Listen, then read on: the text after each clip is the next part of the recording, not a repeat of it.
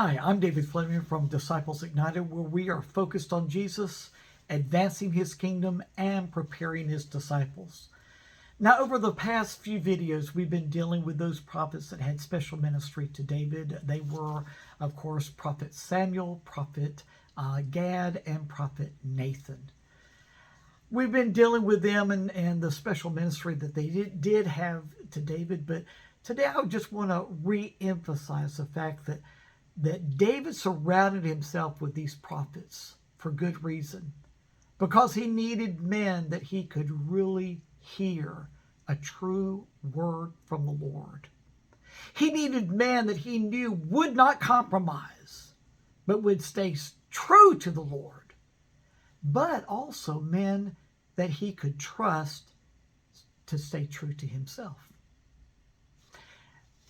Samuel, of course, was a man that followed the Lord throughout his life.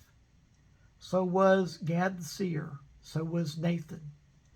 And they stuck with David through all that David went through. I mean, a lot of difficulties, ups and downs.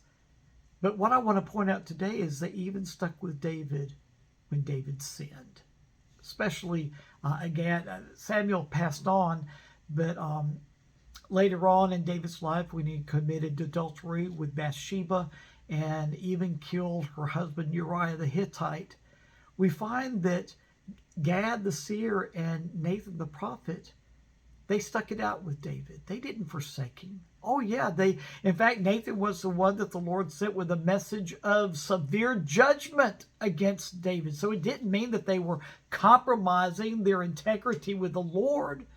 It's just they recognized that David had sinned. Yes, he had fallen short of God's glory, but they weren't going to distance themselves from David, because they were sent by God to help David.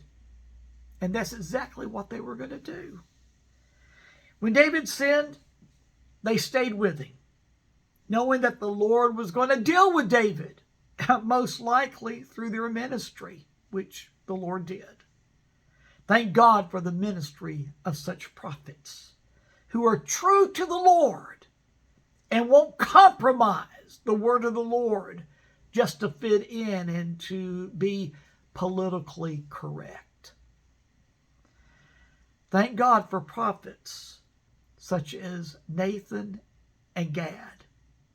They were the ones who really helped David fulfill his destiny.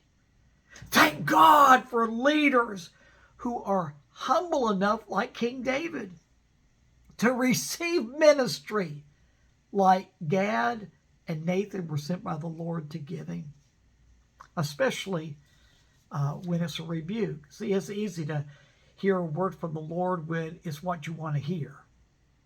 But it takes a true man of humility, a true man of God that has a heart after God, to hear a word of rebuke. And it takes a true prophet, or those flowing in prophetic ministry that are uncompromising, true to the Lord, not even willing to bow to the will of the one that they're delivering the message to. So we see here the integrity of David, or the humility of David, and the integrity of the prophets that he allowed to minister to him. God's doing great things today, and he's raising up prophets in the land, that are true to the word of the Lord, not compromising in any way, shape, or form. But we also need leaders who will surround themselves with such prophetic people and will truly listen and obey when God speaks. We'll talk more tomorrow.